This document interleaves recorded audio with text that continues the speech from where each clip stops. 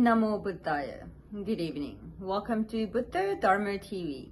I am Nidasha Kurituwaku from Toronto, Canada. As usual, we begin our program with the sacred Buddhist chanting of the blissful Ratna Sutra. It is conducted by Vatala Silaratnam from Sri Lanka.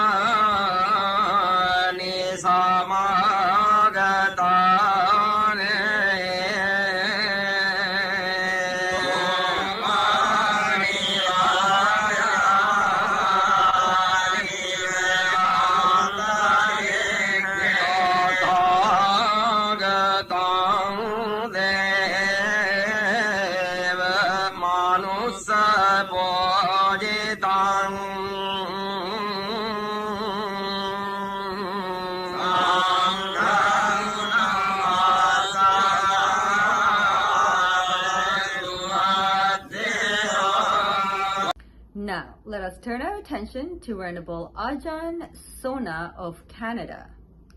The Venerable is new to the Buddha Dharma TV. Allow me to please give you a brief introduction to the Venerable. He was born in Canada, started his journey as a layperson with focus on classical guitar performance. His discovery of Buddhism wisdom in his youth sparked a spiritual quest, leading him to spend several years as a hermit in the east coast of mountain region of British Columbia in Canada. We had Venerable Ajahn Chalo yesterday to deliver his sermon on Noble Eightfold Path. And we are also fortunate enough to have another Venerable to talk on the same topic, the Noble Eightfold. Please welcome Venerable Sona of Canada to deliver his sermon on the Noble Eightfold Path as well.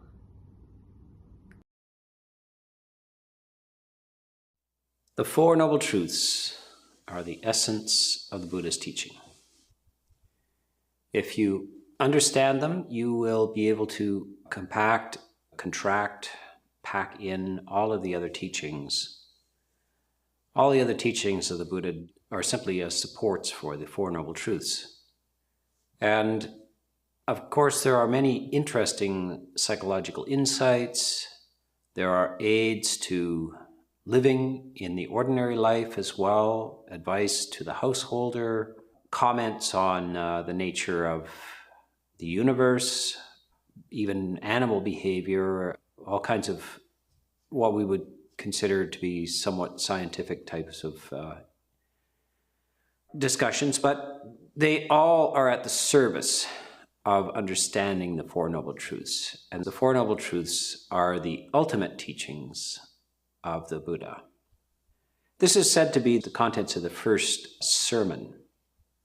This is the one after the enlightenment of the Buddha, the first formal discourse that he gave to his former comrades who were practicing a very ascetic and extreme form of spiritual life at that time, which was very common, and the Buddha himself indulged in that. This is one of the things that he gave up, the extreme practice of asceticism for its own sake, as if pain was a benefit in itself. And he had also previously renounced the household life of indulgence and sense pleasures as trivial and not leading to any deep understanding of the human situation, the existential situation, really. So this is the purpose of the Four Noble Truths and the Eightfold Path, often referred to as the middle path. And it is between these two extremes of looking for happiness in ordinary sensuous indulgence in the household life that most people think of as the source of happiness and try to extract happiness out of, and also a strong warning to avoid unnecessary painful self-inflictions because they do not lead to the desired freedom. So it's the middle path, and the Four Noble Truths express this. Because they contain, in fact, in the fourth truth, they contain the Eightfold Path. The Eightfold Path and the Four Noble Truths are inseparable. They're nested inside of each other. The Four Noble Truths contain the Eightfold Path. The Eightfold Path contains the Four Noble Truths in various ways. So we first have to look at this Four Noble Truths. And it's amazing. I appreciate the intelligence of the Buddha in formulating this so succinctly and in a form that's easy to remember and to understand. Although, when this little formula is presented in the West, quite often people don't understand it. Because the first noble truth is, there is suffering. And the first reaction is, well, I'm not suffering. What do you mean? Maybe some people suffer, but I'm not suffering, and maybe I won't suffer, etc. This is a shallow understanding of what is meant by there is suffering. The Buddha talks about the inevitability, at least of death, the probability of sickness and aging. Now, aging is not necessarily to be confused with old age. There is a process of aging where all humans, all animals, etc., are under stress, the stress of continuous change.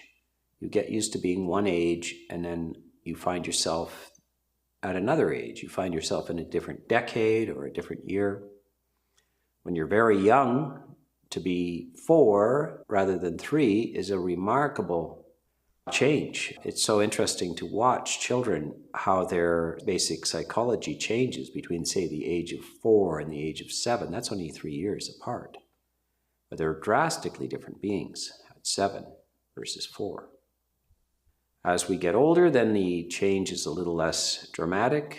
Being 30 or 33 is not all that necessarily profound, but being 40 versus being 30 is different.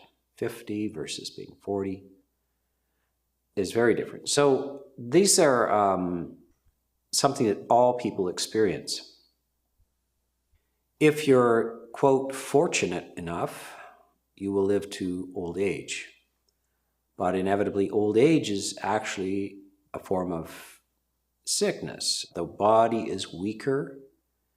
All kinds of structures in the functioning of the mind, etc., are under stress, pressure. So if we're fortunate enough to live to old age, then we face this inevitability of decline and certainty of death. The only way to escape from that is to die early, and most people don't think that's all that fortunate. Now, one thing we have to talk about here is a Buddhist understanding of death itself. Death is not the end of suffering. So I want to just articulate the Four Noble Truths first. There is suffering is the first truth. Dukkha is It's intrinsic to existence. It's not always explicit in your life, but it's implicit. It means that at some point, in some way, the very fact of being alive will result in some form of pain of the body or of the mind. There is a cause of suffering. The cause is sometimes given as craving, but the root of the craving, the attachment, is actually given as ignorance. And so that I would say that the deepest root, the real ultimate cause, is ignorance or lack of knowledge. We suffer because of lack of knowledge. The third noble truth is there is an end to suffering. There is an end to this distress. And the fourth noble truth is there is a path. So it's not an arbitrary thing. There's a systematic process by which you can come to the end of suffering.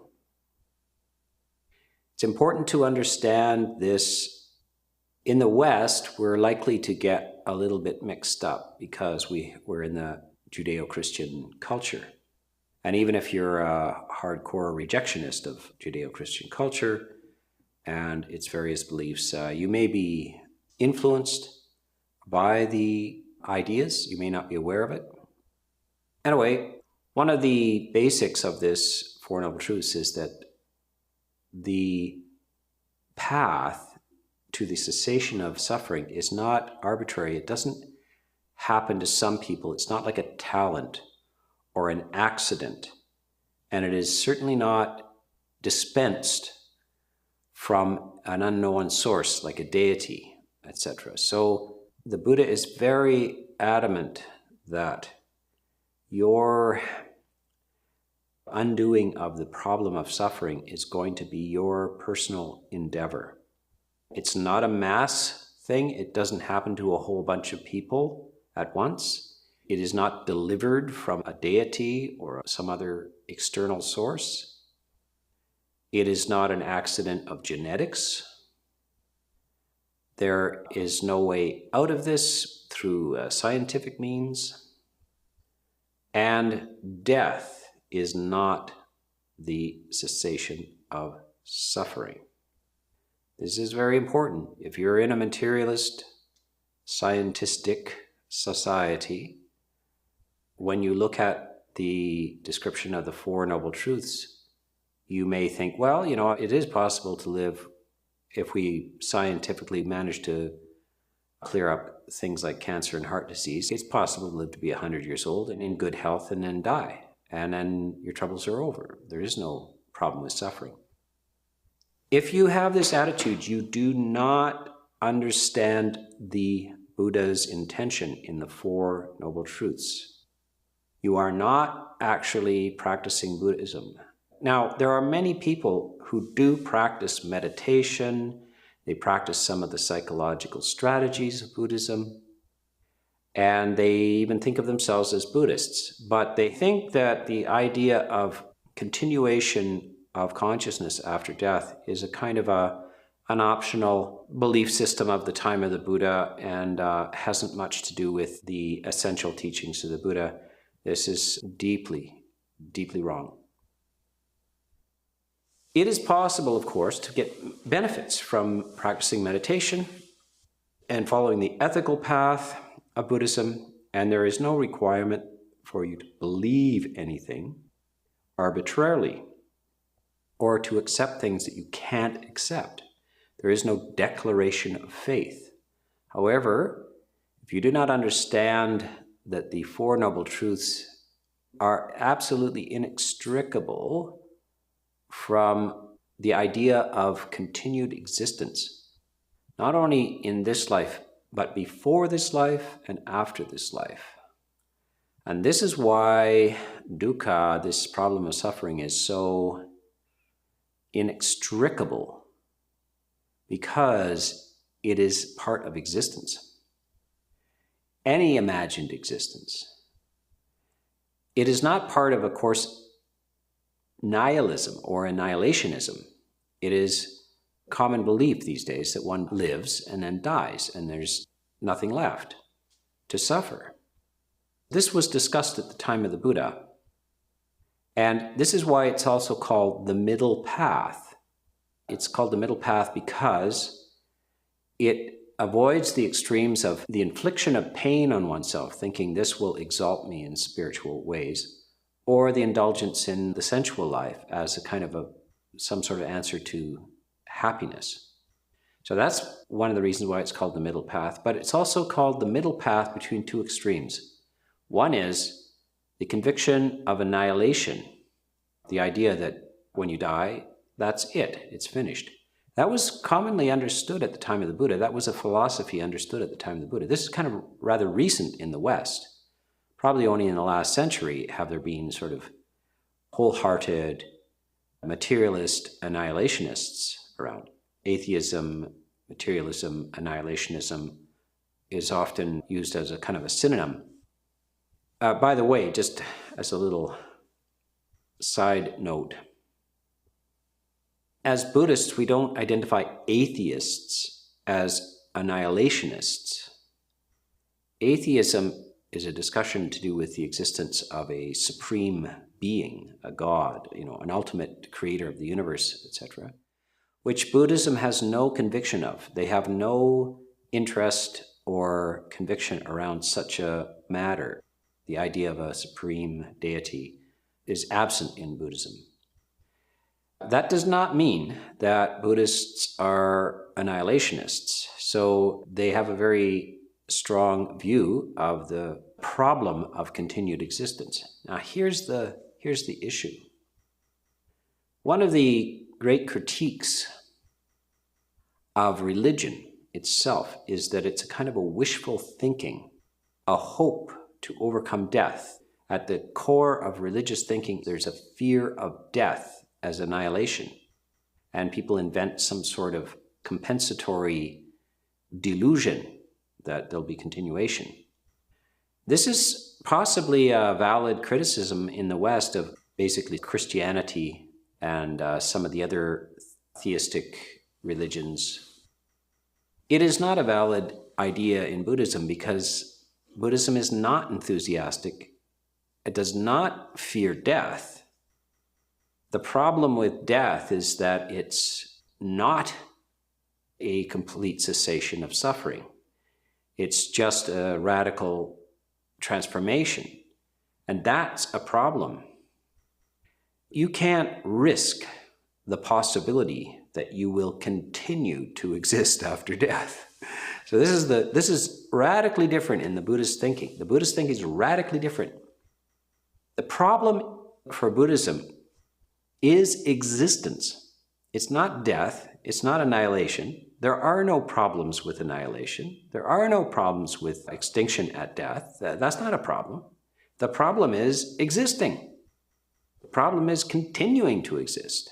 And you can't bet, because who claims to know that at death you are annihilated? How would you know such a thing? If it's an annihilation, you can't personally have insight into that. You can't have a revelation and see on the other side that there is nothing. There's nothing to see, and there's no special claim of intuition. It's only if there is something, continuation after this life, that one could possibly claim to have insight into that, to have a special view of that, to have special knowledge about that. So for Buddhists, it is not a fear of death that motivates this. It is absolutely undercuts a lot of the discussions and arguments that you would have in the West about religion and the philosophy of religion, all of these things, is that for Buddhism, the problem is existence is inevitably tied up with suffering. And the only cure for this is outside of the condition called existence. That is the cessation of suffering outside the condition of existence. Let's go over the Four Noble Truths again. The first one is there is suffering because of existence. And it's the stress and demands of continuous, endless change and the fact that the change is out of control. This is opposed, I was talking about the middle path, this is opposed to the idea, especially in Christianity, of an eternal heaven after death. Buddhism rejects that idea. Buddhism is in line, I suppose, with modern science, with this idea of entropy, that everything is subject to decay and eventual disorganization. Nothing lasts forever. There is no conceivable existence that lasts forever. That would violate all of the basic laws of the universe. So Buddhism has an idea of heaven, and in fact, a very nicely articulated idea of heavens, very many, of all kinds, delightful places. They do not last forever. They have limits, they have conditions, etc. And that presents a problem, even with the idea of heaven. So heaven is a kind of a version of human life, but without problems and very long-lived, but it's not a solution. So this is why it avoids the extreme of eternalism. And it rejects the extreme of annihilationism. So it does not hold the idea that you are annihilated at death, and it does not hold the idea that if you're good or a member of a certain faith, that you will be reborn in heaven and rejoice forever. Those are rejected. Those two possibilities are rejected. Instead is a kind of a realistic assessment that all situations, good situations and bad situations, are temporary and they come to an end. They dissolve, and that is fundamentally a problem with existence itself. So the second noble truth is the cause for suffering. And the cause for suffering ultimately is ignorance, which results in a kind of, quite often referred to as craving, but really craving is a form of attachment, in a sense, both to desire. Craving we usually think of as wanting something. But rejecting things is also a form of craving. Your rejection of things, which is usually formulated as anger or disappointment or irritation. This is a form of attachment, actually, deeply connected to the situation, and you want it to be otherwise. You reject it. You demand that it become otherwise. And then you also have on the other side the positive, the desire. These are two things that flip back and forth, negative to positive, positive to negative. You want something and you don't want something. And this is the manifestation of ignorance. You remain in a trap between these two things. But at the root of it is a lack of understanding. The deeper our understanding of this dilemma that all beings are in, all conscious living beings are in a dilemma. The dilemma is caused by existence itself. So it's not something you can get out of by having a fancier existence. These days, the idea that you're going to download yourself into a computer and avoid a lot of death and all this kind of stuff. Any conceivable existence will have intrinsically in it a problem, including downloading yourself into a computer. You better make sure that the whatever runs that computer is immune from the laws of entropy. It will degrade. It will have a problem. So ignorance is ignorance of the fact that there is no way out of the problem of suffering within the cycle of existence. That's the big picture in the Four Noble Truths. The third noble truth is there is an end to suffering. And a synonym for that would be nirvana or nibbana. I'm from the Theravada tradition. The early suttas, and the word which is commonly pronounced nirvana in Sanskrit is pronounced nibbana. So we use that as identifying marker that we're speaking from the Theravada position. Now, this nibbana is the extinction of suffering. And as I said, it can only occur ultimately outside of the realms of samsara, any possible condition of existence. However, I would say that this is realized within existence. The realization of the cessation of emotional suffering is realized within a being's existence. So one could realize it as a human, and many people in history have claimed to have realized this, and the Buddha himself, of course, claimed to have realized nibbana or nirvana in this very life. It happens in this life. It's not something that happens after death.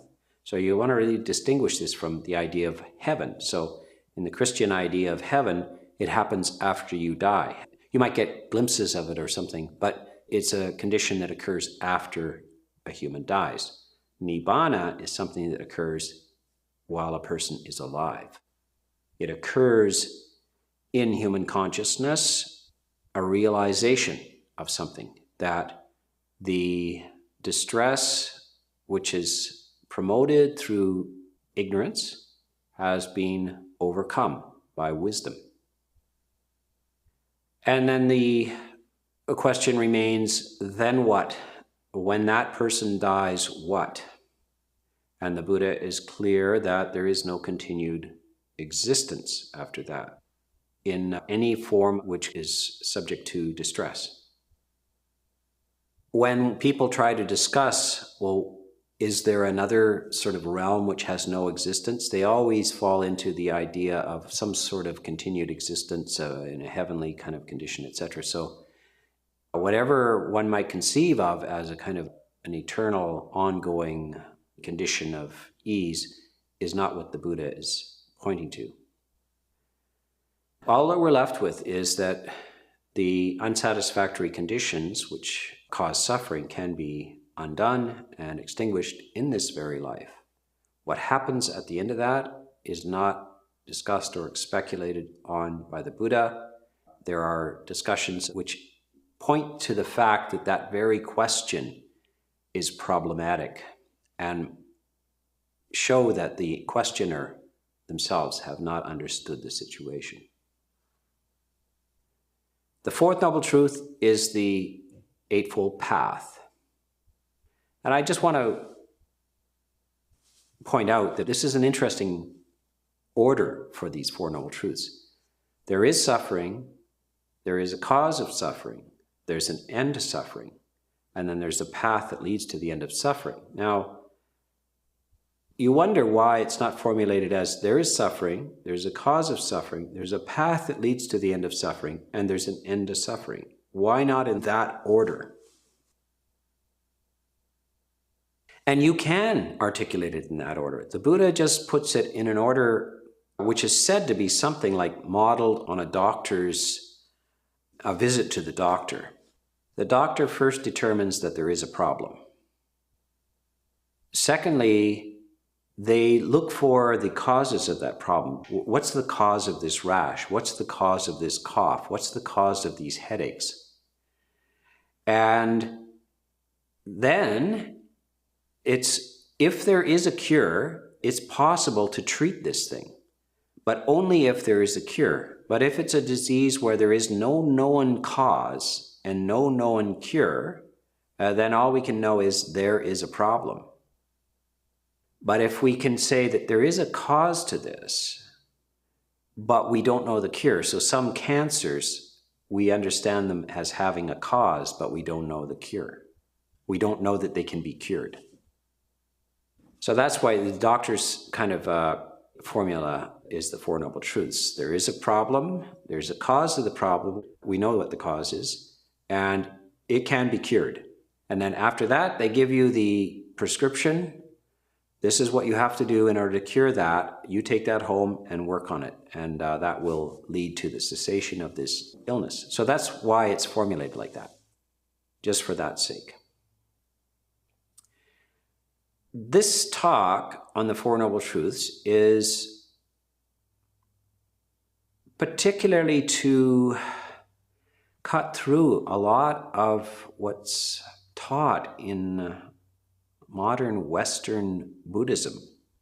In the modern West, Buddhism is taught as a kind of a therapy.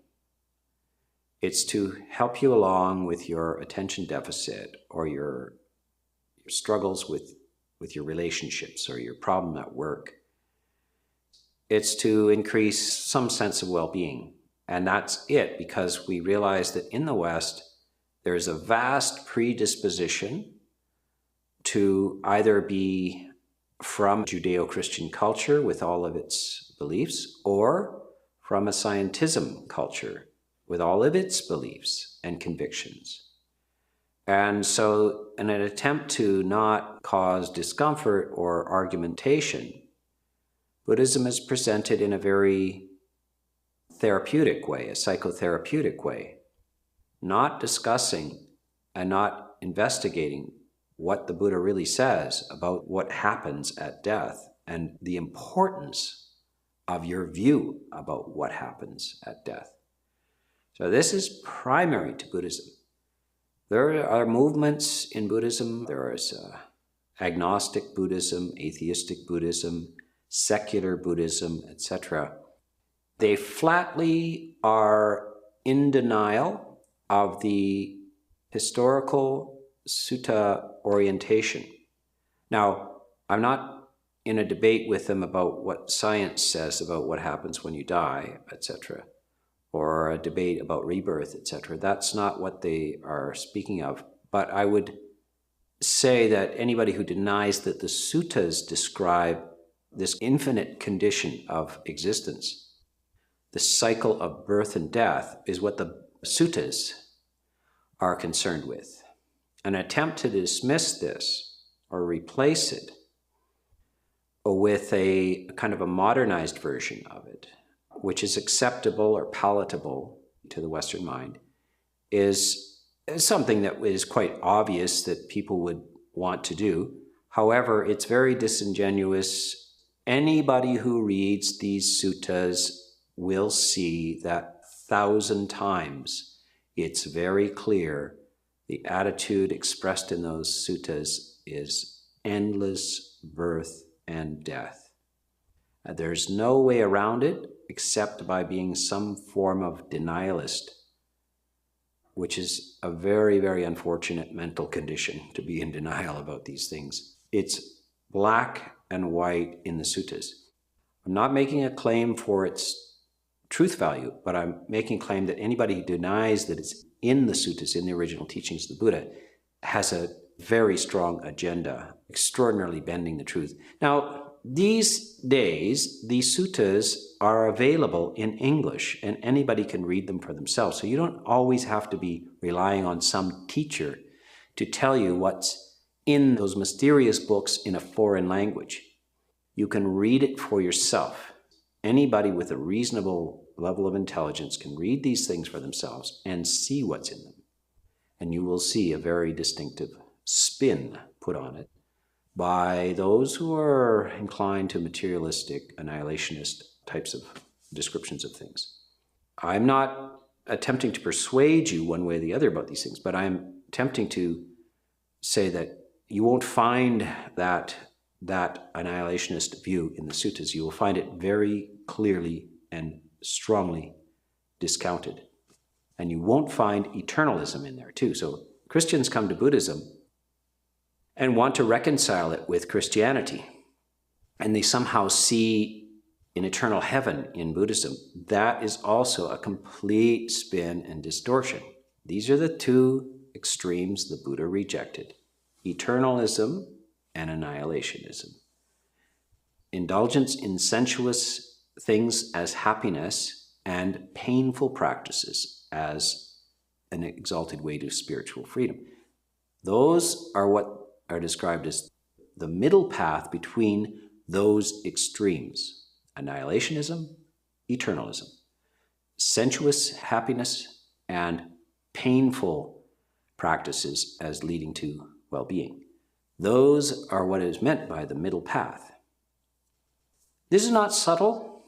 I'm not analyzing a poem or anything like this. This is so often repeated hundreds and even thousands of times throughout the massive collection of the Buddha's teaching from the Theravada, the Pali Canon. So this is just a basic presentation. I hope to give you the mainstream monastic point of view as I'm trying to bring this to the West. I'm trying to bring this to a Western audience that has been fed a lot of pablum, and a lot of the basic teachings have been spun and diluted, and ways around it have been found. But I think it's time that people grew up in the West and faced the facts of what is truly expressed in these teachings. So this is an introduction, and I will continue with the Eightfold Path over the next series.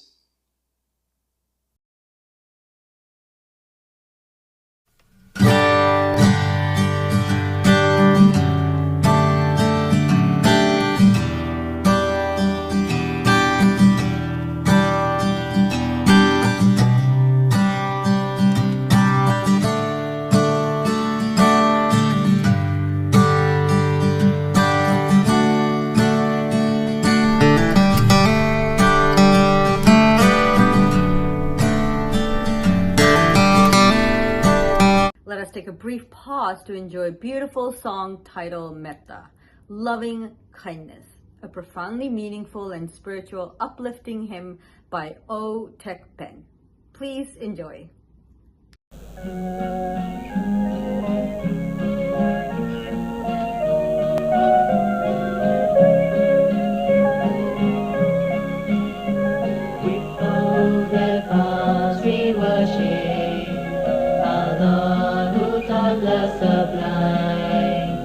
Fulfilling life and cleansing gift, passion to stay divine.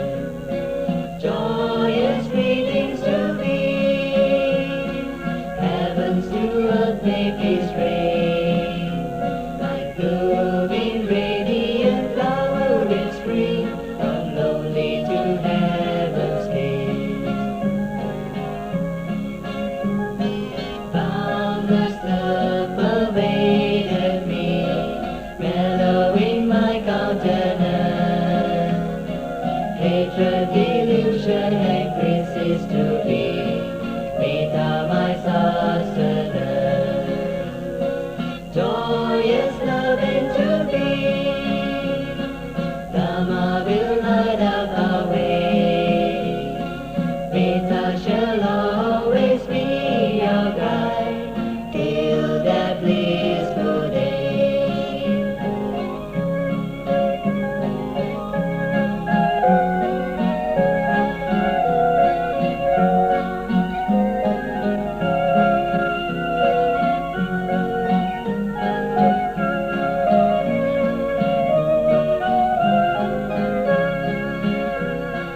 Joyous loving to thee, Dhamma will light up our way.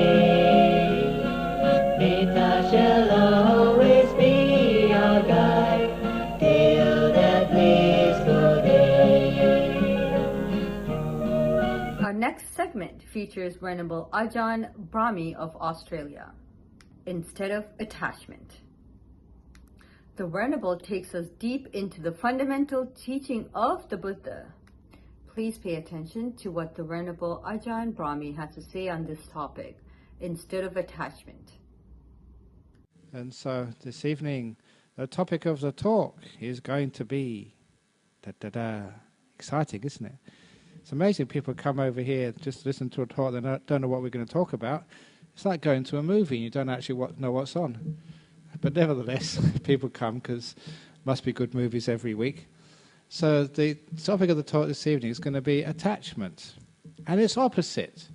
And hopefully during this talk I'm going to show that how it does, what actually attachment is, and how it does create problems in your life, and how actually you can let go of them, and how you can overcome the fear, because sometimes especially in Buddhism, people think that, the opposite of being attached is being so detached that you live under a bridge, you just eat from dustbins, and that you don't have any happiness, you don't have any sadness, you're totally detached, you can't enjoy anything in life.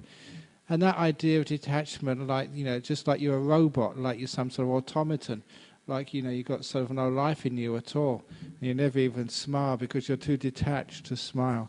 Sometimes that happens. I tell jokes, and some people are so superior, they just look at me and they don't laugh at all. They're trying to act detached. And that's not being detached. So today I'm going to sort of say, how's a Buddhist? Yeah, you can enjoy life, but without being attached. And this is an important thing to understand, that this can be done. You don't need to sort of be afraid, if I let go, life will be miserable. That's one of the great things of seeing happy monks and happy nuns. You think, my goodness, these people have detached, but they're having a good time. There must be something to this non-attachment business. And now I'm going to tell you how it works. But of course, the first thing, there's many things we get attached to in life, and let's just start with the easy stuff. All just your physical possessions and people possessions and all that sort of stuff, which sometimes the amount of stuff which we have, we think we own them, and as you all know, it's the stuff owns us. And that's the big problem. And once we understand how much it owns us, my goodness, why can't you just let it go? There's Salvation Army, St. Vincent de Paul, Buddhist Society of West Australia, just give it away, and then you're free. That's actually what I learned as a monk, just to let things go. And it's amazing just how free you can be when you've got a few things. And not every week, every couple of weeks when I'm here, I always say that you live in 2 big houses. Every now and again you read the newspapers and see just how big people's houses are. And my goodness, that must take such a long time to clean. So be lazy like me. Have 1 room. That's all you have to clean once a week. Just have 1 set of clothes. I only have to do my washing just once a week. And so you don't have to have all these big wardrobes. I've been in people's house. When I grew up, you had a wardrobe. Now you have a walk-in room for wardrobe. And that's actually, most houses are like that these days. And just, how many clothes can you wear in one go? And look, that's it. This is actually funny. When I was in northeast Thailand, it was a very poor villages. I know what they used to do over there. You could always tell, the girls, when their parents are trying to marry them off, because you see them, they'd wear all these beautiful clothes. And because, we were monks, we'd go and do the marriage ceremonies for them, do the blessings. So you see, the young girls in the village grow up and they get to that age and then they wear these beautiful clothes and then they get married. And the next day, they'd have their rags on again. Because the family could only afford 1 set of really nice, attractive clothes. So all the nice dresses and clothes, once it had done the job and got the husband, then she went back to her rags and the nice clothes went to the younger sister again. It was really a big con job. But at least it had a sort of purpose to it. So, just once you're married, you don't need those expensive dresses and perfume anymore, do you? Or do you? Maybe to keep the husband or keep the wife. But it was, they just had very few possessions. But I'm not saying that you should give up everything and live like us monks. But at least you can always lessen your possessions, lessen some of the things you're attached to. But what happens when, it's a charity sort of pickup or something, and you think, I'm going to give some things to, the swap meet or the White Elephant store, and you look at these things and, well, that might be useful. Oh, I like that pair of shoes, or, that photograph is really important to me. Now you can actually see what attachment is actually doing to you. And as a monk, we were, our whole lifestyle actually teaches us not to attach to these things. Because what we actually do, in monastery at Bodhinyana where I live, all the monks, people like Venerable Buddha sitting next to me, every 2 years they have to move huts. And they're not allowed to use any removal vans. Nobody can help them. They can't use any vehicle. They have to carry whatever they've accumulated in 2 years to their new hut. And it's just reminding everybody just how much we accumulate, just even as a monk in a couple of years. And how much do you really need? And it's very lovely to actually to see when you've hardly got anything at all. One of my most memorable experiences as my training as a monk, after 5 years being a monk in these monasteries in Thailand, you were expected, encouraged to actually to leave the monastery and just go wandering on foot. It was a great opportunity to visit other teachers. You know, you've been in one monastery. Now let's see how the other teachers teach. Get some wider experience. Or maybe go and find some solitude in the jungles or the mountains. So that was after 5 years. What would that be, 1979 or something? Somewhere around then. I left the monastery. And the rule was you couldn't store anything there. You could give it away, but once you gave it away, nothing would be kept for you. So everything which was yours, you had to carry with you. And of course, if you're walking, especially through the hot tropics, carrying lots and lots of stuff, it's just really, really unpleasant. Because it was reminding you just how much a burden your possessions were. So after a couple of days, you know, you gave this away and you gave that away, and you were down to the absolute minimum you needed. And that was, once you got down to that minimum, my goodness, it was so light. And you can imagine the experience. Now just put yourselves in that experience, that everything you own, you're carrying on your back, and it's light. Now you can dance. There's hardly any burden there at all. Because for a monk, we knew that there was monasteries everywhere. Any place you go, you can get a bed for the night. If you don't get a bed for the night, you can sleep under a tree. It's the tropics. It's easy to do. And you go any village, you get something to eat, not delicious food, but enough to keep you going for the day. There's waters in the well. It was this total sense of freedom. Freedom from possessions. And that was just like being in heaven. You didn't have any worries at all. You had the clothes to wear, you had this little mosquito net umbrella which you could park anywhere to sleep at night. And the best thing about it, you had no appointments. Your future was blank.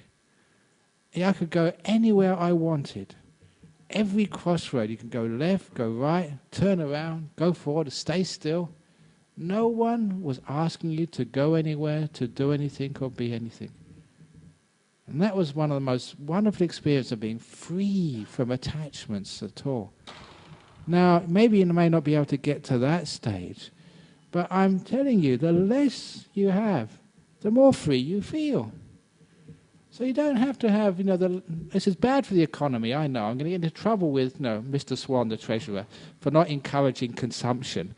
But it's great for the environment and just how little you actually need to survive. And when you've only got a few things, you've hardly got anything to worry about. Have a simple car. Then nobody's going to steal it. Have a simple house. So no one's going to actually rob anything from you. Poor old burglars, they go into a Buddhist house, you actually put a sign there. I go to Ajahn Brahm's talks and they're looking at it, they haven't got very much in their house. They're simple people.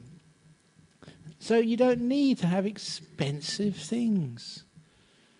And I say that because, look, a couple of weeks ago, I was in Hong Kong. And it was absolutely a crazy place. There they took me to see one of the sights of Hong Kong for a monk to go and see. Was this street with all these designer shops. And you had to queue to get in. To the Versace or Gucci or what are the others? I don't forget what the names are anyway, the Rolex, whatever it is. And there was actually a queue outside. People were just trying so hard to get in. And they were just ordinary clothes, just rubbish clothes. I mean, what do you want all that stuff for anyway? People don't see it. So to me it was just, what are people spending so much money for these stupid things? Why can't they just get an ordinary dress or an ordinary pair of shoes, from the $1 shop, and give the rest of the money to the earthquake victims in Christchurch or to the floods in Queensland, all these other things which are really needing money in the world? It doesn't make any sense to me. But why do we do these things? Because we have been brainwashed. And this is the thing which the talk about attachment. Where does that attachment come from? We've gotten brainwashed to think we have to have all these things to be happy. That's why monks like me, we're radicals, we're rebels. If I was living at a different age, I'd be nailed on a cross or burnt on a stake or something like that. Because we're actually saying, no, come on, guys, girls, think. How much do you really need to be happy? And is it the more you have, actually, usually the more unhappy you are? Well, I told that story, I think I might have done last week, because these things that stay in my mind. That house which I went to bless, I won't say where, it was one of the suburbs in Perth. It was on the river. And when I went there, this huge mansion, and this is no joke, when I went there, I was travelling from Serpentine, I needed to go to the toilet. And I asked the lady, where's the toilet? So she got out a piece of paper and drew me a map. Now that's a big house. It was true, that's what she was. But the point was, I asked her, how many people live in this house? And, I don't know how many bedrooms, 10, 12 bedrooms. And she said, just me. I live in this house alone. And you'll find in many of those big mansions, maybe one person, two at most. Isn't that telling you something? What it's telling you is that in those big places, people are imprisoned by their wealth. You know why? Because I asked her, why don't you have some friends and relations in here? She said, I'm afraid of my relations. I'm even afraid of you. You might ask for a donation from some project or whatever. Because that's what rich people are afraid of, attached to things. So it's nice to live simply. And of course, I ask everybody in this room to really think seriously about this. Because one of the biggest problems facing our planet is not economic revival.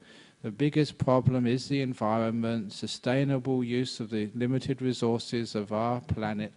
And we do need to live simply, so as a Buddhist you can start now. Smaller houses, less clothes, smaller cars, use public transport if you possibly can. Live more simply. And it's not only you find you're actually doing something for your kids and your kids' kids, so they've got a planet which they can live in, but actually you have much more fun as well. Number one, you don't measure yourself by the expense of your clothes or your jewelry or whatever. How can you measure a person with that? That's not the measure of a person, just how much money they have. It's their character, how much fun they are, how good they are, how kind they are. And that's not something you buy in a shop in Hong Kong. That's actually what you learn in places like this. So that's why sometimes there's a queue of people trying to get in here, because this is designer Buddhism. This is very, very high class and very costly. But what it really means is we understand what's really valuable and what's not valuable. And that is a problem with attachment. We're attached to the wrong things. That's why sometimes people say, should you not be attached as a Buddhist? I say, no, be attached. But be attached to the right things, not the wrong things.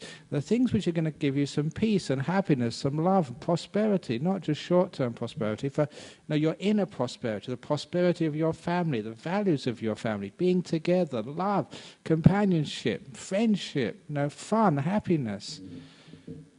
Be attached to the causes of that. And then you find out that actually we're letting go of these possessions. We're not letting go of happiness. We're not letting go of comfort. We're not letting go of the things which are really important in life. And sometimes people say to me, well, I'm getting old now. Has the Buddhist Society of Western Australia arranged for my superannuation? And they haven't. There's no superannuation. I've got no retirement plan. I don't think they want me to retire. But they ask me, what is your insurance for your future? And I keep saying to people, look, my insurance, a monk's and nun's insurance for their future, our insurance plan is just our good karma, the kindness and the generosity and the service which we've given. And I know I've given so much over these years. I've got no worries about my future. There'll always be somebody to look after me, to feed me, and if I ever get sick or whatever. I've got the best health plan in the whole country. It's a store of good karma, kindness. That's going to look after me in the future. So sometimes you wonder, what am I working so hard for? Am I really working on the right things, attaching to the right things? So yeah, you can actually simplify your life, but you actually get greater happiness that way. Number one, I mean, you don't have to impress people with just, the bigness of your car or the suburb where your house is, or just how big your house is, because that's all that's for, isn't it? It's just to impress other people. You think, I've made it, look at me, I've got my big house, my nice car, I've got another sort of place somewhere. Actually, look at me. I've got my country estate, and I've got my townhouse here. But I don't own these things. Now, this is important. You can use these things, but please don't ever think you own your possessions. That is called attachment. It's a myth of ownership. Now, you know that's a myth because someday someone's going to crash your car, you're going to total it, or someone's going to steal it, or your house is going to be repossessed or something because you lose your job or whatever happens in the future. You don't know what's going to happen. These things happen to everybody sooner or later. So, what do you really own? And I can't pass by this story of one of the people who used to come here from the very early days. And the only thing he was ever attached to, the only possession he had, was his Harley Davidson, this incredibly beautiful motorbike. And those things are worth $50,000, $60,000, even more than that. Just a bike is just worth a huge amount of money. But that was his pride and joy. He just stayed with friends. He just rented houses with people. He just wore old clothes, but he had his Harley. And he told me once, I think he was over in Sydney somewhere, he went shopping and he parked his Harley in the shopping centre. And he just maybe half an hour, that's all it took. He went to buy something. When he came back to the car park, his Harley was gone. Someone had stolen it. And he'd been a Buddhist for a long time. And he thought, am I attached to this? Can I let it go? Someone's stolen it. Because he wrote to me about this afterwards. And he said he really thought about it. Look, it's proving what the Buddha kept on telling me, what the monks and nuns have always said. I don't own these things. It's not really mine. And he actually let it go. And that's what he wrote. He was so proud of himself. All these teachings he'd been hearing year after year, they finally worked. He'd lost his only possession, the only thing which was really worth anything, had been stolen, and he could be at peace with it. Okay, I let it go. It's okay. I can live without the Harley. And he was so pleased with himself. He could actually do it, letting go. It showed him he wasn't attached. And there's some karmic forces which are really weird, because as soon as he realized he'd let it go, and he felt the joy that he wasn't attached, it was only then he realized he was on the wrong level of the car park. You know what it is, you've done that sometimes. And of course he went back to the correct level, and there was his Harley Davidson sitting there. He says it was a beautiful experience for him. It just tested him. And now he knew he could enjoy that Harley Davidson with knowing he wasn't attached. Enjoy it for these extra months and years which he had with this Harley. And he knew that when somebody eventually stole it, or whether it got crashed or whatever happened, he knew he could let it go. He realized, yes, he can enjoy without being attached. Now that is one of the most important points of this talks. How you can enjoy these possessions, these things which we use, the relationships which we form, the people around us, how we can enjoy that without being attached. So what I'm saying is you don't give up all your Harley Davidsons, don't give up all your cars, don't give up all your money, don't give up your houses, don't give up all your clothes, but give up ownership of them. Give up this idea that they belong to you forever and ever and ever. That is a problem of attachment. And you can see how that happens with, and most importantly, your relationships, the people around you. Your children and grandchildren, your wife, your husband, your parents. These are the things that sometimes, even I've already given the game away, we say, my children, my wife, my father. And it's that MY we put in front of things which is the key to the problem. And this is a problem that somehow or other, when we add that word to them, we think we own these people, that we possess them. And I'm sure that many of you know what I'm talking about when you've been in a relationship and you think you've been owned and possessed. And what does that actually feel like? Yeah, it's yucky, it's terrible. And it's no real relationship at all. Any real relationship, I don't own you. I don't possess you. You're my friend, my partner. We walk side by side. Who knows for how long? But we know that one day we must part. If it's not sort of this year, maybe 10 years, maybe 50 years, maybe eventually in death. But we know that we come together eventually to part. And once you understand what I'm talking about, that's not a fearful thing, but that's something very beautiful. The simile, the best simile which I have, and again it's an old simile, but concerts. So you all know that story about my father's death, and I wasn't sad when he died. And I enjoyed his company. I loved that man. I was told many stories of the beautiful things which he taught me. Most importantly, that opening the door of your heart, that came from him. He taught me how to love deeply, properly. And then he died when I was 16. And I shook his body middle of the night trying to wake him up. So I felt his death. I was right there, it was close to me, and that was really important. I was mentioning this because I was talking to someone early this week about when he was with his father when he was dying.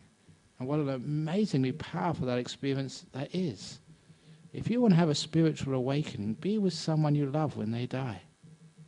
That's really teaching you what real sort of spirituality is, what attachment or what letting go is.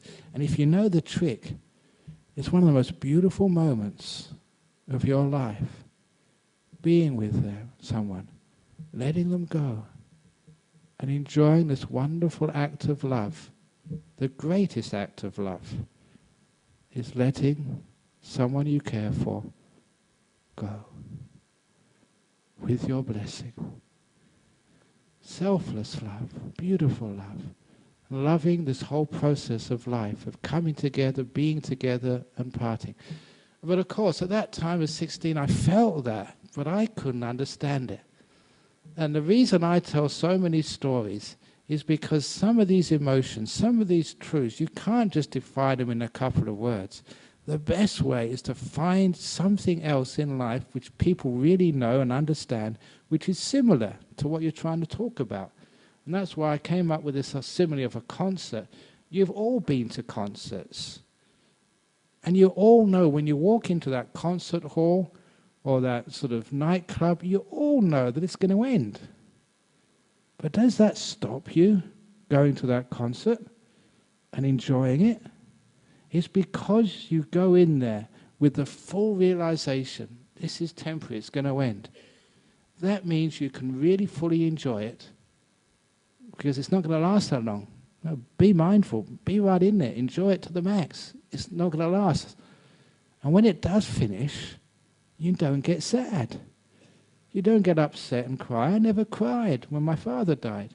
And I've never cried at his funeral. I've never cried since. I don't feel like crying. I've gone right in there and see, am I suppressing anything? No, I'm not suppressing anything at all. I feel this great sense of joy, as I did then. The same joy I felt when I walked out of concert halls. What a great time we had together. What a beautiful music that was. That was just priceless. Now that's what I mean, how we can enjoy without being attached. So when the time comes from the musicians to go on another journey away from us, we never feel sad. Instead we feel enriched. So your children, not really your children, let's call them the children. Yeah, you look after them. You enjoy them. You get totally frustrated by them when they're in their 2s or 3s or whatever. And you think when they get to 5, 6 or 7, they become nice. But, teenage years, here we go again. They drive you crazy sometimes, but you love them to bits. But You have to let them go to free them. Who knows where they're going to live, who they're going to marry, or whether they're going to become monks or nuns. You've got to let them go. You've got to free them. I know it's not that easy, but it can be done with kids. You can free them. You can let them go. You can liberate them. And that's why we should remember that. Can you liberate your wife, your husband? Can you let your sort of parents go? Unfortunately, I have been to many bedsides counseling people who are dying and realizing the problem is not the person on the bed dying. The problem is the relations. Don't go, Mum, don't go, Dad, please, you can't. They may not be saying that, but that's certainly what they're thinking. Have you lost a parent recently? Did you let them go? Or did you try to keep them? Try to stop them on their journey? Because I don't want you to go. That attachment causes enormous amount of pain. There's a lady sitting in front of me who taught me something once when her husband died. Because I remember this moment, Jenny, I always will, with Steve. When I came to see you, Steve was dying, but there was something stopping him. And I told you, have you given Steve permission to die? Remember that time? And you did, and it was one of the most memorable experiences. She jumped up on the bed, hugged her partner, who she loved dearly, said, Steve, you can die. I give you permission to go. That was a beautiful act of love, of letting go, not attaching, but enjoying without attaching, loving without attachment. Now that is something which not only keeps away these terrible tears, this grief, this very great pain, which you feel when the person does go, but lets them go beautifully. Now your kids are going to go off and do things which maybe you don't approve of, maybe you do approve of, places. But if you fight and say, I don't want you to go, not only are you hurting yourself, but you're hurting them as well. If you don't let the person dying die peacefully and beautifully. It's one of the great problems which I see in this world, that people look at death as if it's the worst possible tragedy. It's almost worse than being illegal. You know, you're not allowed to die. I want dying people's rights so we can die freely, peacefully, without everybody trying to interfere with us on our dying process. No, you can't die, you can't die. Look, it's my choice. Get out of the way, loved ones. It's my time to die. Okay, let me. And celebrate it with me. Celebrate. Haven't you seen? When a baby is born, what do? They cry. They know what's going on. Oh my God, here we go again. When a person, you've been to funerals, they're always smiling in the coffin. When a person's born, they cry and everybody else smiles. When they die, they smile and everyone else cries. They get it the wrong way round. Look at the person who's being born. If they're crying, you cry with them. If they're in their coffin and smiling, you smile as well. Oh, they're happy. Marvelous, wonderful, well done.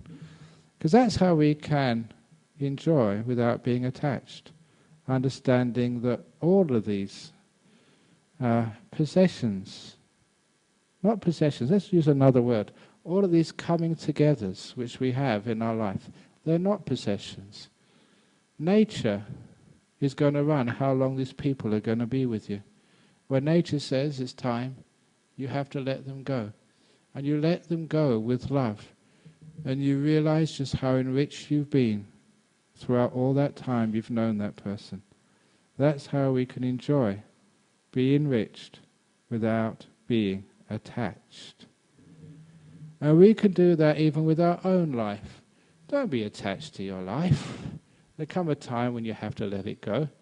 And in fact, the more you are able to let things go and let go of this silly sense of ownership, which is totally irrational, the easier your life will be, the longer it will be, and happy it will be. There's the old Buddhist story, and it's a great one, which the Buddha told us about how stupid attachments are and how it kills people.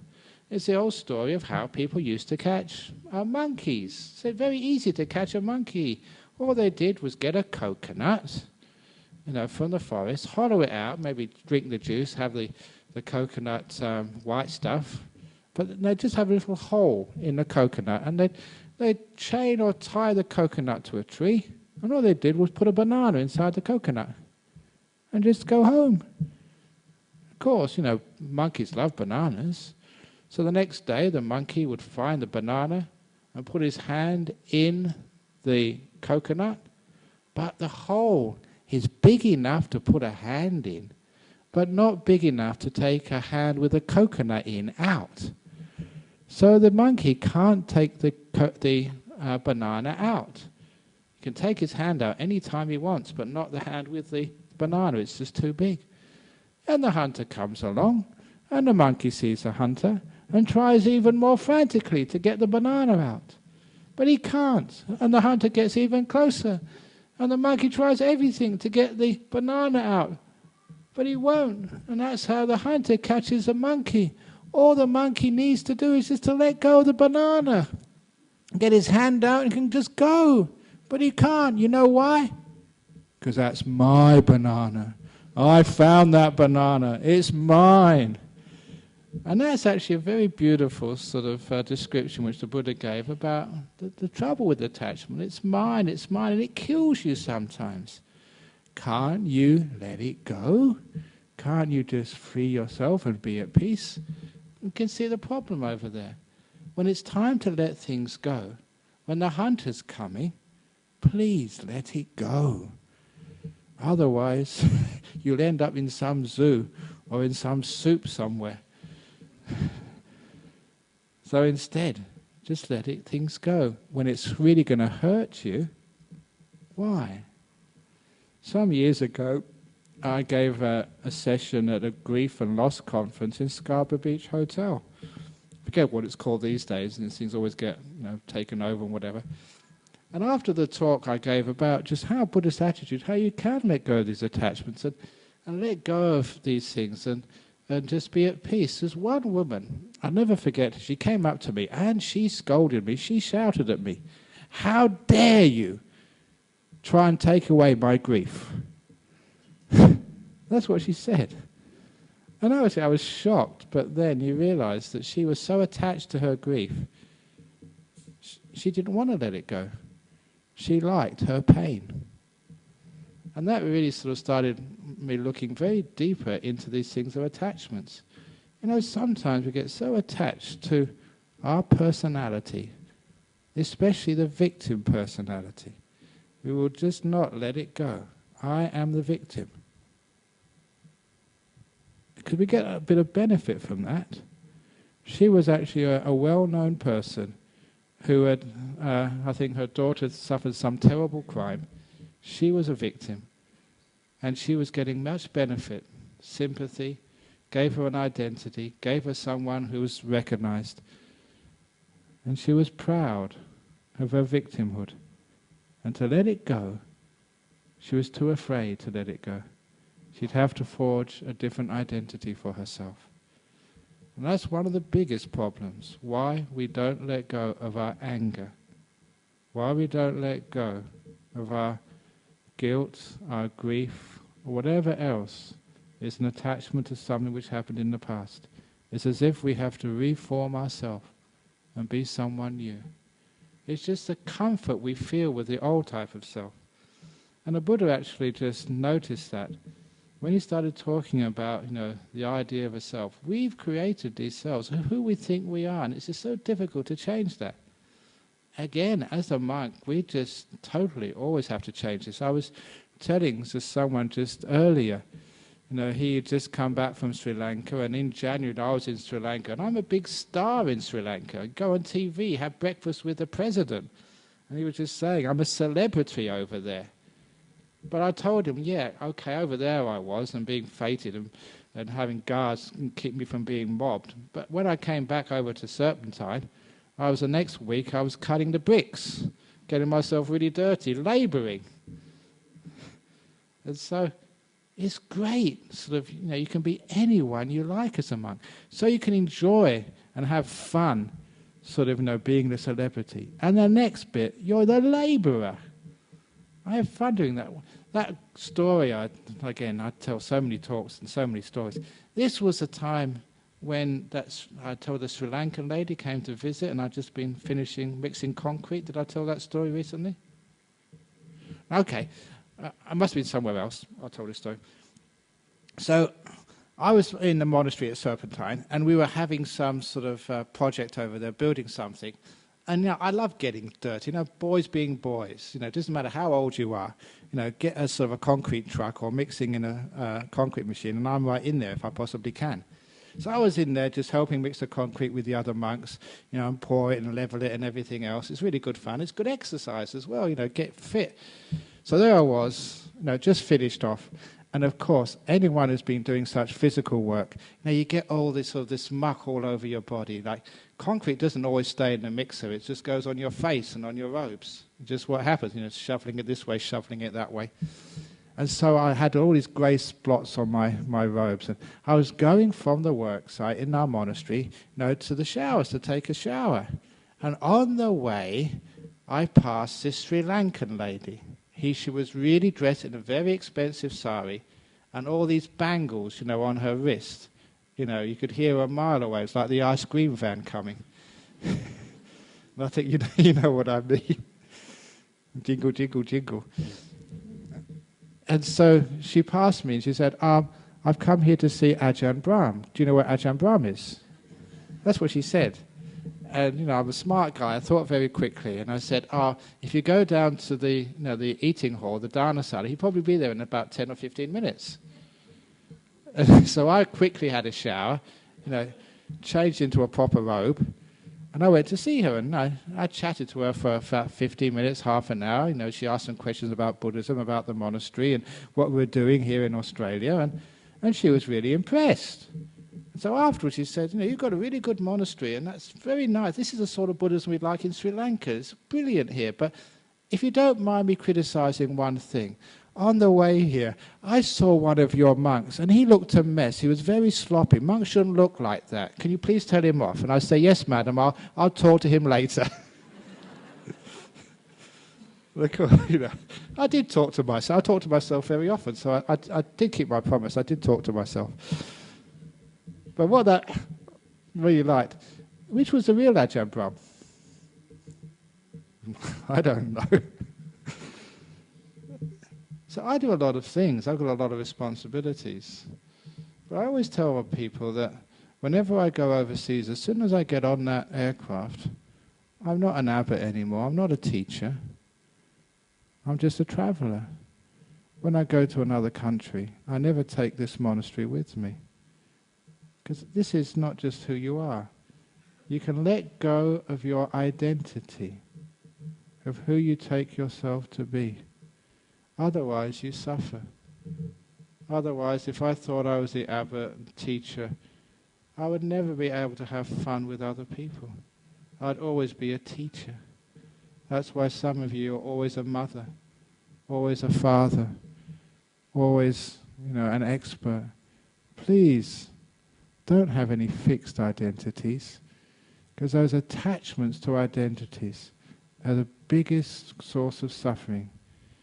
Because you'll attach to all sorts of identities: the grief-stricken mother, the victimized sort of business person, the jilted lover, whatever it is. If you really take that to be you, that is the attachment which stops all healing. Because what are you really attached to anyway? You're just stuck in the past. As I said in that meditation, you just got this backpack, which is not just carried, which is glued to your back. What they sometimes call the monkey on your back, which won't let go. Your past, your identity. Yeah, it's scary sometimes to take that off, because you're so used to that identity. But now you can actually be free. Free to be anything. This is letting go of those attachments to who you think you are. And when you look at how sort of sometimes people, when they get sort of to my age, they go dyeing their hair. I don't dye my hair. What's wrong with being grey or being bald? You know, just be natural. It's much easier. You don't have to spend so much money trying to look young. How many people go putting Botox in their bodies or having these nips and tuck or whatever else you do? I mean, oh, come on. Just be yourself and be proud of whoever you happen to be, whatever you happen to be, at any time, whatever you happen to be. It's much more fun when you just let go of this what you might call like fixed identity. So you can always change at any time, at any moment. I have to do that because, you know, sometimes when you do funeral services, I have to remember when I'm doing a funeral service, you know, actually what I'm going to do, because some of these funeral directors, they are so funny. It must be some way that they sort of compensate with, you know, the dreariness and the sadness of their job, dealing with all these grief-stricken people.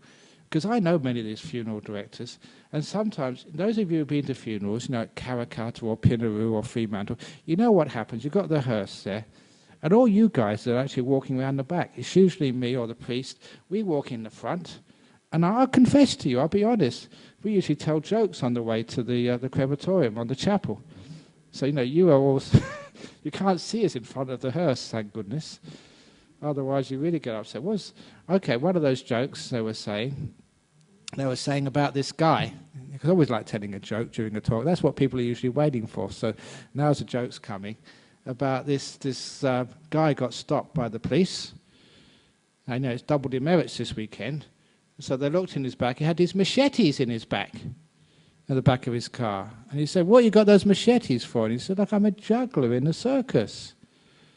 "Yeah, great excuse," said the police. "I don't believe you. Come on, juggle." You know, he thought he was some sort of bikie or some sort of guy up to no good with machetes. So he actually got this machetes. He was throwing them up in the air. He actually was a juggler. He was very skillful in this. And the guy's coming behind him. He said, "Oh, my God, I hope the police don't stop me. Look what they're doing to test if you drunk too much these days." I thought it was funny anyway. That's what they're making you do to prove you're sober. But anyhow, they were telling you all these jokes so that when you're actually walking there, you know, you're just a good friend. And as soon as obviously you get to the funeral, to the chapel, that's what I've got to remember. Now I've got to change my identity. Now I've got to be the sensitive monk. And sometimes I get it confused sometimes, because sometimes you're doing marriages, sometimes you're doing funerals, sometimes I get them confused. Or is there any difference anyway? I won't go into that. But when you sort of get attached to identities, that's one of the big problems. So what else can we let go of? You know, we can actually, let go of all this trying to control business. Because that's one of the biggest attachments which people have. You know, they're always trying to control their life, plan it all out, make it all happen. That's why I never plan my talks. I don't know which way the talk's going to go. And it's totally out of control. So don't blame me if the talk's no good. It's just nature. I don't own these things. So when you don't actually control and you can actually detach from controlling, that's when you can really enjoy the moment. Because when you've planned it all out and you've got it all fixed what you're going to do, where's the joy in that? Where's the happiness of just seeing the way that life evolves in interesting ways which you can never, ever predict? I don't know what you thought your life was going to be. But look, when I sort of even became a monk, I never thought I'd be in front of a TV screen. I never thought that I'd be sitting up here talking to you guys with a camera on me, putting this on the internet all over the world. I never thought that. I thought I'd just be a simple monk, living in a cave somewhere. Actually, I do live in a cave, but it's a tourist attraction now. My home, where I live, my cave, on a Saturday and Sunday, when I'm not there, I'm here. Actually, people actually go to that cave, and they like to see the cave in which I live. It's really ridiculous. I mean, I'm just amazed. It's only a cave. It's only a hole in the ground. What do you want to go and see that for? But anyway, people like seeing it. They think it's peaceful. But anyway, So this is a really weird thing, being a monk in our modern world. You know, even actually people ask me actually to sign books. So, you know, it's like being a celebrity. I mean, what's a monk being a celebrity? I'm giving up the world. But anyhow, where was I going with this? I forget where. But anyway, I'm just being out of control. There you go. It shows you that I really am out of control. And you can enjoy life much more when you're out of control because you get into interesting things. Oh, look, well, this is another thing which happened just today. I was checking the email, and I think I told some, if you've got good memories, that during the last retreat period, I did take one invitation to leave the monastery, and that was to go to this World Computer Conference in Brisbane. And the only reason I did that, because I thought that was interesting. I've never done that before. You know, I'm a monk, okay? You know, I can get on a computer, but I don't know anything about IT. And there they asked me to give a keynote at the World Computer Conference in Brisbane last year. I thought, that's interesting. That's a sort of challenge, because I like doing weird things. And so I rocked up there, and I gave a keynote, and I just got the email. It said, from the organisers, just this afternoon, they said that was the most popular presentation, because they put everything on the internet. That's been the most downloaded session. And the president of the World Computer Society in Australia summarised it up and printed it out and published it in the Australian, in the IT section. So there you go. Sort of, I'm the expert on IT, just the world-renowned lecturer on IT. Is that who I am? I don't know. So that's wonderful. When you don't attach to anything, and when you just don't control anything, it's just amazing just how your life can evolve and how your relationships can evolve and how your day can evolve. So please don't plan out your day, what you're going to do today and how you're going to do it and what's going to happen, because you're killing yourself. You're killing life with those attachments to control and plan. Just let it go. It's fearful. Because when I went to that computer conference, I saw all these nerds, and these were professors and stuff like that. They were all in these. No one looked like me. I couldn't see anyone I could relate to at the World Computer Conference. But nevertheless, you just rock up there and have a great time. Simply because I don't know what's going to happen. I don't care what's going to happen. You can always just adapt and see what happens next. That's when you don't plan. You can always be adaptable, innovative, and joyful. So don't attach to your plans. Please shelve them. Oh, you can have loose plans. But be willing to change those plans on a moment's notice. And don't have plan B. Just plan, I don't know. And just see what happens. Yeah, it's a bit fearful at first, but you'll find you have much more fun, and you get by, you'll be okay. And in life, that means you're living life. Because we all know that life is out of control. We don't know what's going to happen next. It's just a very weird journey. But when we know it's going to end, we can enjoy every moment. We don't know when it's going to end, so let's enjoy this moment now. And then, not attachment, detachment from plans.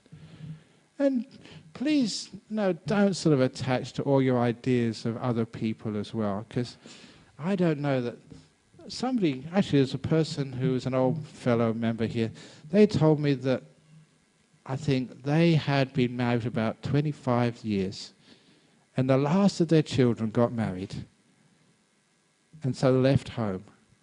And there they were together. So they went on a holiday together. The first time they could actually go, just the two of them. And they came back afterwards, and one of the partners said, it was such a shock. Such a shock. I didn't realize who I was married to all these years. Because for all those years, they'd been relating to each other as father and mother of their kids. But now their kids were out of the equation. The whole relationship, the whole identity had changed. And they had to rediscover each other again. It was amazing. They'd been married for so many years. And they said, but I didn't know each other. Of course you don't know each other.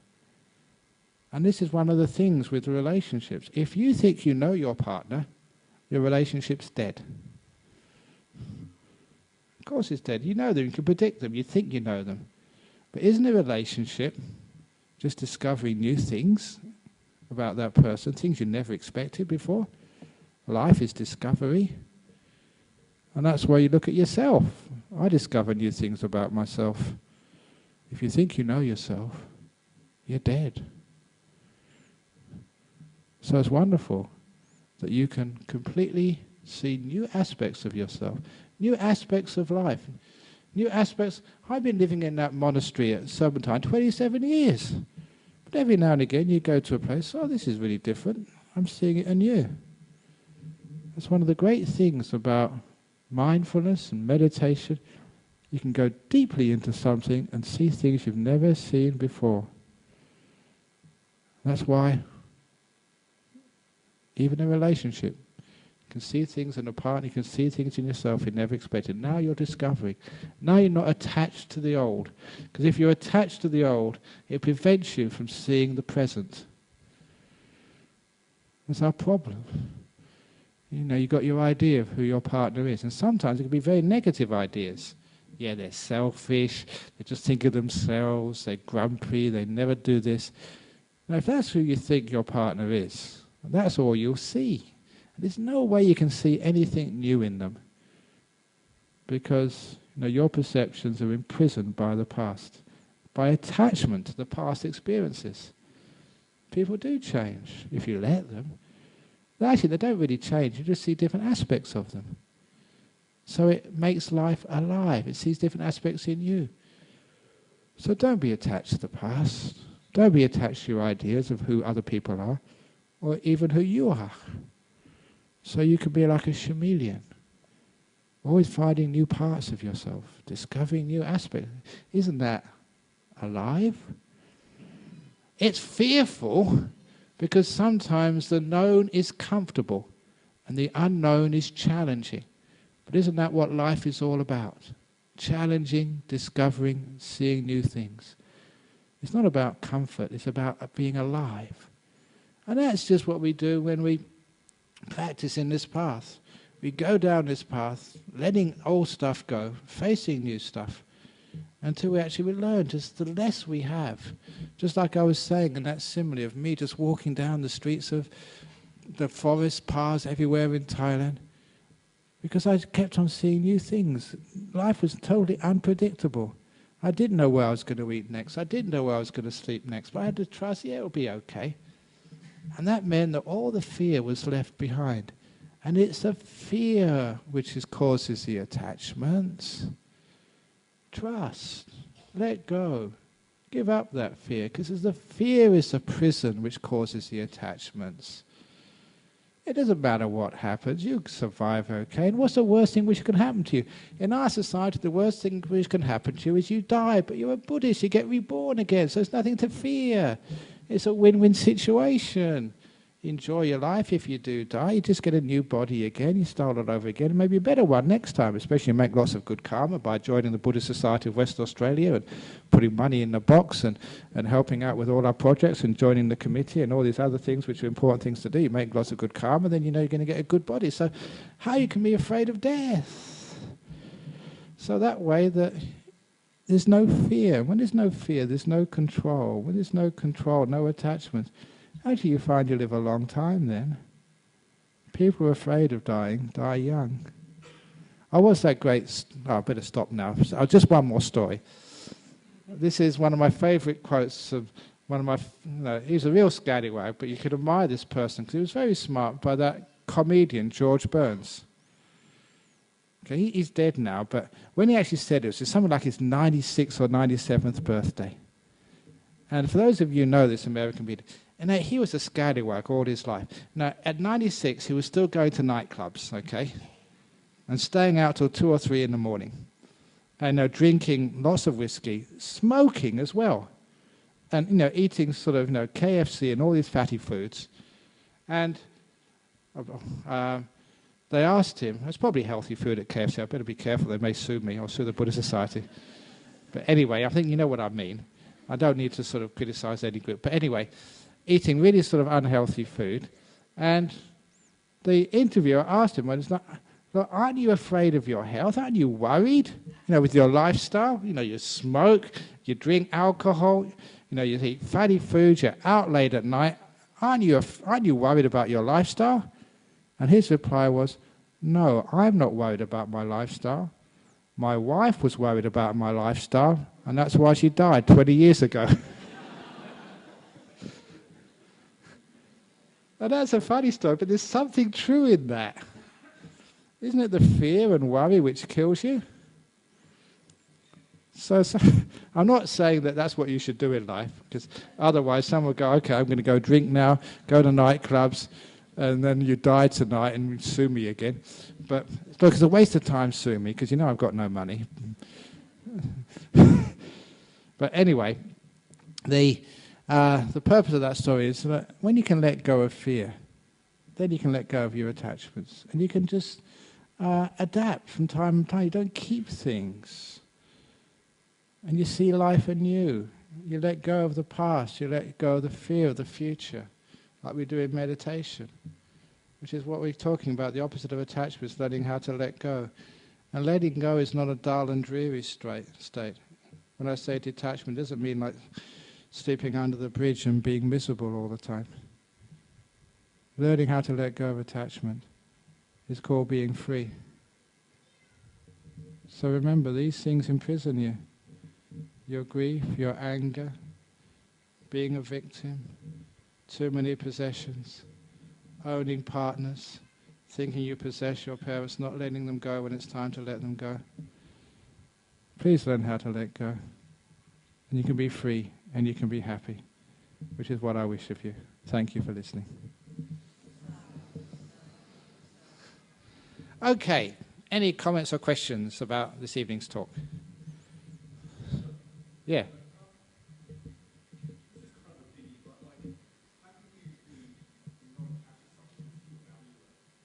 This is actually the whole purpose.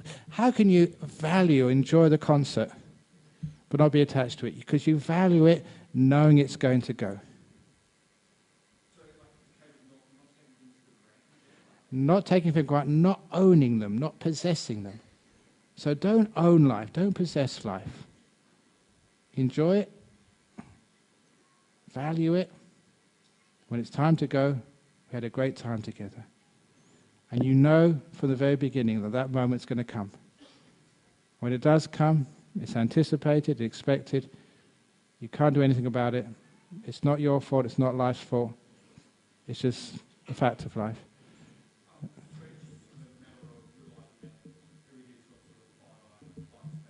Yeah.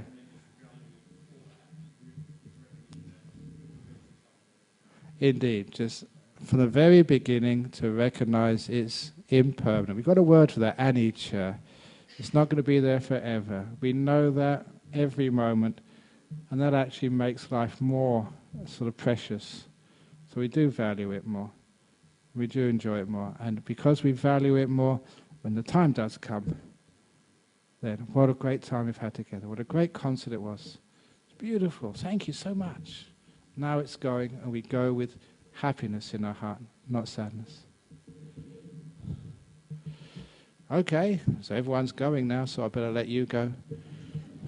And I let you go with happiness in my heart, no sadness. Heavens to earth may peace reign, like blooming radiant flower in spring, from lonely to heaven's gate. Boundless love pervaded me, mellowing my countenance. Hatred, delusion, and graces to be, meet thou my sustenance.